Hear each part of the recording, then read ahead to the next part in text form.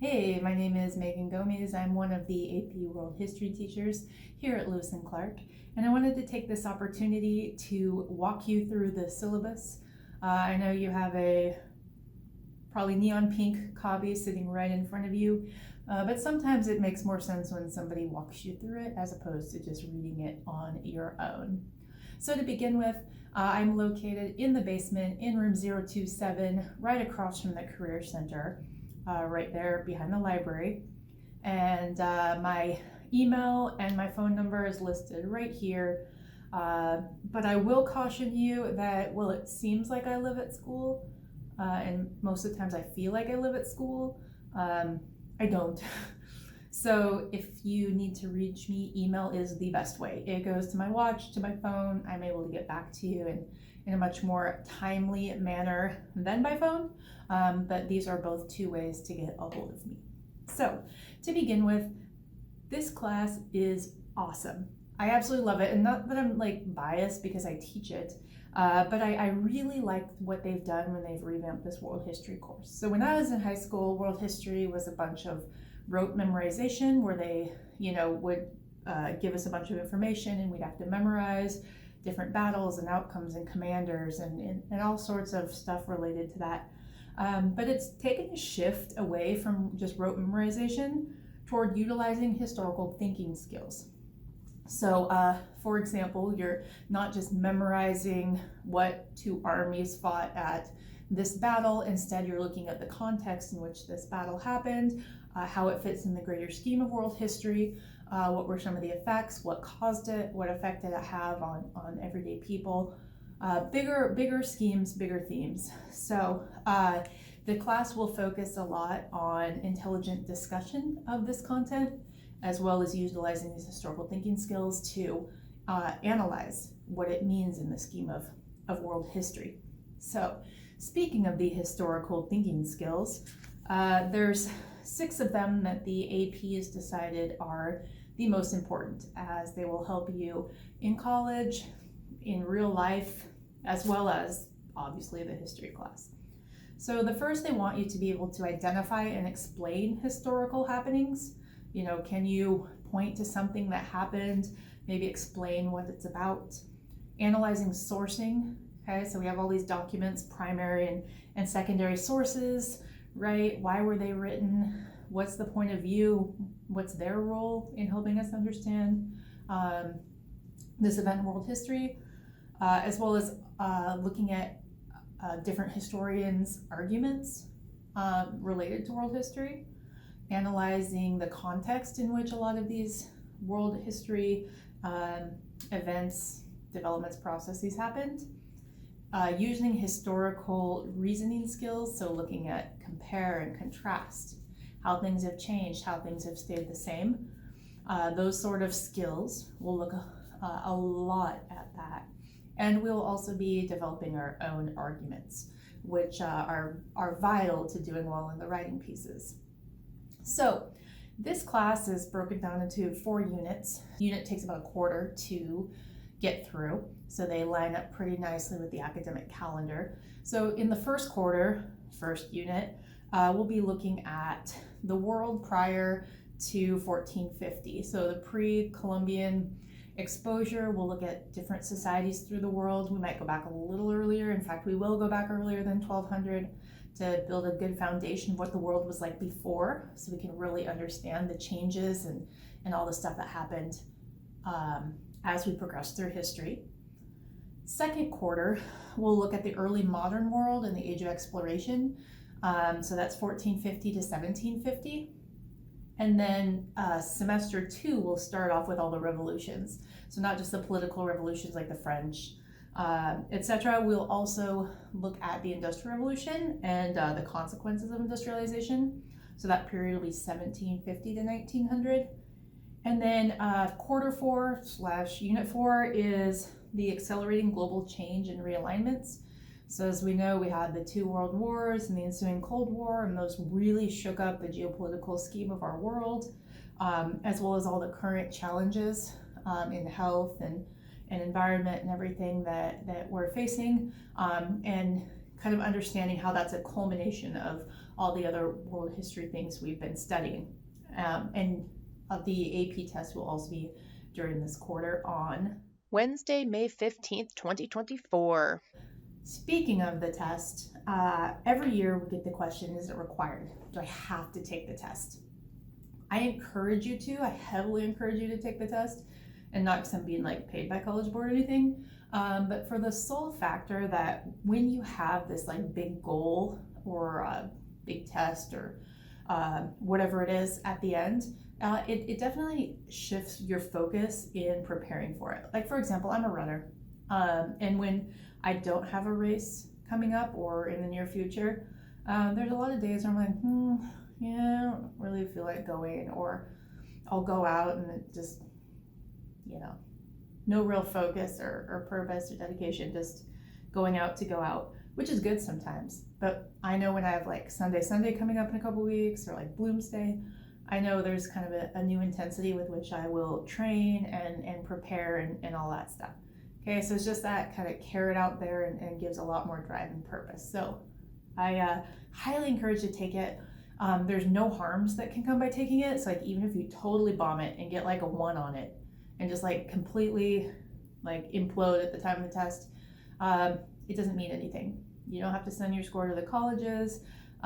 It's just between you and me and the College Board. But there's a lot of benefits to come from it. For one, if you pass it, which and depending on the college, they'll accept it as credit. So you don't have to take world history or any of those on-level graduate requirements. They'll waive it for you. So that saves money, especially depending where you're going to college. It's expensive these days. Also, it can, and I've had this happen a couple times where somebody does better on the test than they do in the class, I'll give them the higher score. So again, and it's one more metric. Some people strive to be AP scholars and recognized by the AP. Looks good on your college transcript and whatnot. So that being said, there's benefits, but no harm to come from it. And if you don't take the one on May 11th, I offer a mandatory full-scale test that you'll take in class during that week when all the classmates are taking the official AP test. So you still get that experience, which again, it helps you in the long run.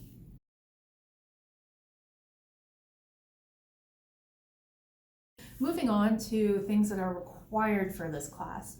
The first one is the textbook. It's called Ways of the World. Sometimes we'll call it the Strayer text. That's the publisher, author, compiler, whatever he is. We'll get this in the book room on one of the first, hopefully the first day of school, if not the second, and we will cover them. And one of your first tasks in class will be to cover them. So you can use a paper bag. I'll teach you the 80s and 90s way of covering your textbook with a paper bag. But you can also buy like those, stretchy ones from Target or Home Depot or whatever, or if you're really crafty, like crochet your own or whatever. Just cover this book because you will get fined if it's destroyed or damaged. And we're lucky to have these books. We went through a lot to get them. You'll also have online access through the Launchpad. It's called Launchpad by the publisher. So there are a version with an e-reader that can also read it to you. So you do have access all the time, but you need to take care of your physical book. Other required materials is some form of note-taking. Now, it can be paper or digital. So, you have your iPad and your stylus and you take those kind of notes, or you type your notes. Or, my favorite, this is my world history notebook, has like the rings here, so I can like pop pages in and out, which is pretty nice. Have a hole punch for it too. I really like this, and I just have one for every class that I use to organize. Maybe you like the good old-fashioned spiral bound notebook, like one for every class, keep your notes in it, or a 5-subject one. Great, if that works for you. Maybe you're like I was all through school. This is my Trapper Keeper, probably from like 3rd or 4th grade. I used it all the way through school, right? Had like a folder for every class and kept all my notes in it. So if you're like, I like a Trapper Keeper, great. You do you. It just needs to work. Works for you, will work for me. I also offer graphic organizers every chapter. Some people much prefer to use graphic organizers and take detailed notes on, and those to use as your notes. Again, works for you, it's gonna work for me. The other thing you need are these 5x8 line note cards. I have them at school. I have enough for everyone. You end up using not quite a full pack, but close. If you can, or if you want, there's these color coded ones. They come with a few different colors. This class is color coded just because that's something that works for some people. I mean, that works for me. I like making lists and color coding things. It helps me remember info better. So this class does have a pattern. Unit 1, that first unit we talked about, will be red. I know this is like pink, but it's like you get it. Unit 2 will be yellow. Unit 3 will be green, and Unit 4 will be blue. Just to help, a lot of times that helps our brain compartmentalize changes. You know, oh, that was on a red card, that was from Unit 1, pre-Columbian, etc. So it's just another way that helps some people's brains successfully work with all the info that we're gonna get. So if you get the colored ones, they're like 20 cents more for a pack than these. You can get them on Amazon. You can buy a pack of these at our book room, but again, I also have them. So just so you know that's an option. Other things that could be helpful, sticky notes, highlighter. Again, I have those for you, but if you want to have your own or whatever, different colored pens for different color note taking, have something to write with though, or your stylus if that's your preferred method. Again, the number one thing is if it works for you, it'll work for me. I know there are certain teachers out there who say they have the way of taking notes and organizing. But I know as a student that I struggled the most when I was like forced into someone else's organizational style that didn't work for me. I spent more time trying to appease their organizational struggle than like actually just working with the material in a way that worked for me. I get it, okay? But have something. And if you don't have something, I can help you out with that as well. It's been at it a little while. I got some tricks up my sleeves, so let me know.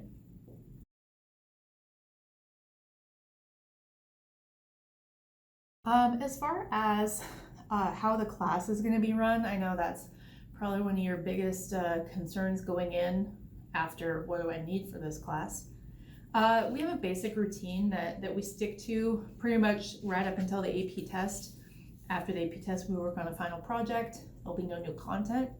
But while we're trying to learn all of this content, and it's a lot, we're talking like almost 1,100 years of world history, right? That you're gonna learn in like 150 days. It's a lot. So we're gonna follow the basic routine where each chapter, we'll start with chapter 2, because that makes sense, right? So we'll start with chapter 2, and it will take about 2 weeks to cover all the material and work with all the content from chapter 2. At the end of the chapter, there will be a test. It will be on AP Classroom, which is the online portal for the College Board, all the AP stuff. And your quizzes or your tests will actually be made up of released AP questions. So they'll be authentic. You'll get exposure to them and get to work with those. So that will be, at the end of that 2 weeks, you have the opportunity to do test corrections. It's one of the very few really firm deadlines I have. You have the weekend to do your test corrections. They'll be due by Sunday night, no exceptions. And this is your opportunity to learn from any mistakes you made, because that's what we're about. We're about the learning, right? So let's say you take the test and you miss 10 questions. you have the opportunity, you're not forced to, you have the opportunity to go back and examine those questions. What did you put? What's the right answer? Why is it the right answer? What did you take away from this? What did you learn? Did you have to look something up? What sticks in your head? What's going to ensure you're not going to make that mistake again? Because there's a lot of reasons we mess up on tests. Some of it's content, right? Some of it's, I just didn't study that. I didn't know it. Some of it's, I didn't understand the question. So when you can go back and engage with that, it makes you a better test taker and it helps you learn the material. So you'll have an option to do that. You don't have to do every question. You can just do a few to boost your grade to the level you want, but that is an option for you because again, it's about the learning.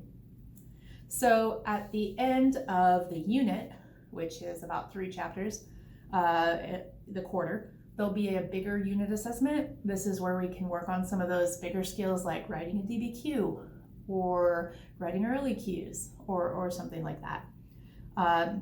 So that's programmed in there. And then you will also be responsible for one current event. You'll sign up for this in the first week of school. You'll get a partner. I know like some of you really like to work alone, or gosh, you have like 2 best friends in the class. It's got to be a partner. One partner. And you're going to sign up for a day, and on that's the day that you'll present your current event for all of us. And we'll talk more about that in class. But I think this is a really important thing because you're tying what you're learning in history to something going on today, right? So let's say we're studying about Darul Islam and the growth of Islam in the Middle Ages, and you find a current event about how that famous mosque in Istanbul, which was Constantinople, but no, it's Istanbul, not Constantinople. Why did Constantinople get the works? That's nobody's business but the Turks. Was turned back into a mosque after being a heritage site, a library, a Byzantine church. I mean, it's meant several things. But anyway, most of the work that we do in those 2 weeks is done collaboratively. So here's where that attendancing is really important because it's really hard to make up some of our activities or collaborative assignments or class discussions that we have. So try to be present or have a friend in the class or FaceTime in. We have people FaceTime in the class because they're just sitting in the car or something. So yeah, those are options. Be there and you won't miss stuff. But if you do miss stuff, or if you don't miss stuff and you just want to like relive the awesome day of world history that you just lived through again and again, you can go here to our class website. This is the QR code for it. And you can see every single day. So every day has its own webpage on the current week, right? So you can go there. You can see our entry tasks so you don't miss out on that. You can see the agenda for the day. Any resources or documents you might need will be right there. They're also archived for the entire class, semester, year. So if you go here on the website, you can see it says past weeks. If you click on it, you can see all of the days we've had. So just so you know, that is an option for you, and everything will be found there.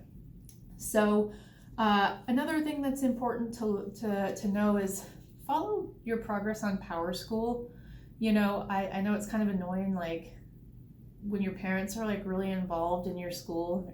How come you have a D in science class, or they're on you. I know there's nothing I can say to you now as an adult that will make you see the value in your parents pestering you about your grades, but I tell you, that's really valuable, parents who are involved. Because I remember, one time like my science teacher would call home and say, hey, I'm concerned because she's missing the assignments. And I'd get home and my parents say, all right, sit down at the table, pull out your science folder, let's talk about what's going on. And I remember I'd like gnash my teeth and roll my eyes and found it pretty annoying, but it was for the better. And like I said, there's nothing I can tell you now that will make you believe that, but it is. And so 24/7 you have access to the grades in PowerSchool, and I pride myself on being very prompt with what I enter in the gradebook. So again, that's there. It's also a portal for emailing teachers, etc., keeping track of your absences and whatnot. Another thing I want to talk about for a second is the district grading scale. So for a lot of you, I mean, some of you took AP Human Geo last year or have taken AP Calc or whatever, but for many of you, if not most of you, this is your first AP class. And one cool thing about that, aside from the fact like you're getting prepared for college or careers or whatever you go into through a more rigorous course, you get rewarded for that. So you can see here, you can get up to a 5. If you look, it says here, the letter grade, let's say you get 93 to 100%, that's a 4.0 in a normal class. But in AP, it's a 5.0. So that's where you see those students that have like 4.9 GPAs. It's because they've taken a lot of AP and or honors classes because it is more challenging and you get rewarded thus. Just an FYI, because I know that's new for a lot of you. As I said before, PowerSchool also tracks your attendance by class period, and attendance is the #1 key to success, not just in this class, but in school in general. If you're gonna be gone, things happen. We get sick, we have doctor's appointments, there's family trips that can only be taken certain times of the year, and a million other things that come up. Communication is important with that. So letting me know, if you know you're gonna be gone in advance, let me know. Email me in the morning and let me know, hey, something came up, I'm not gonna be at school. You don't even need to go into details. I can help you. Or, if you're homesick, by all means, you're not gonna be on your computer thinking about emailing all your teachers. But when you get an opportunity to say, hey, I was out the past couple of days, let me know, because then I can help formulate a plan to get you caught up, get the information you need, maybe find an alternative way for you to do some of the collaborative stuff. There's always a way, always. But it's important, you gotta communicate, okay? And most importantly, make sure you let the attendance office know, because when I see, that you have an excused absence, parent request, sickness, whatever it might be, you earn the opportunity to make up that stuff. That's the policy. Only excused absences have the opportunity to make up quizzes, tests, those kind of assignments. So make sure you're letting the attendance office know, also letting me know as soon as you can. As far as assignments, I know I covered this, but just to remind you, every 2 weeks, we cover a chapter, which has a test at the end of the chapter that you can get points back on. At the end of every unit/quarter, there's going to be a bigger assessment worth 100 points. And one time throughout the semester, you'll have your current event presentation. That's 2 total, 1 for each semester. It's always a point of confusion every year, but yeah. And in these 2 weeks when we're covering content, every individual thing is not graded. And that's because not everyone will do every assignment. There's many options out there for you to interact with the material. But the overall categories you can see here. This is what your chapter progress sheet will look like. So this one, for example, is chapter 3 progress sheet. You can see there's writing, organization, collaboration, inquiry, reading, and college and career readiness. These are like the big skills they say that you should have to go into the real world. And these are what go in the grade book, are these teacher assessed spots here for each of the categories. Now, as you go through the assignments, you're gonna rank yourself on the assignments. How much did you learn? How much did you grow in these? And then you're gonna go back and self-assess in the whole category. When you go to turn it in, and as we go, we'll be having conversations about your learning. It helps me kind of know where you are, how you see yourself as doing, how I see yourself as doing, so we can make adjustments as we go. Usually I generally agree with what you put, but sometimes we might have a conversation and I might not agree. And that's what goes in the grade book anyway. And things are redoable, make-upable, if that's a word. No, I just made it up. But you have this that you can kind of use as a checklist and keeping on top of your own learning. There's also a bonus every chapter for your parents to sign at the bottom, and then you can get a bonus point. I offer random bonus points too throughout the year, like went to the basketball game or dressed up on dress up days or all sorts of stuff. So those periodically come down the pipe too. But just to let you know, this is kind of our system. Probably doesn't mean a lot to you right now. It's one of those things that makes a lot more sense when you dive in and start using it. So we'll talk a lot more about that in class.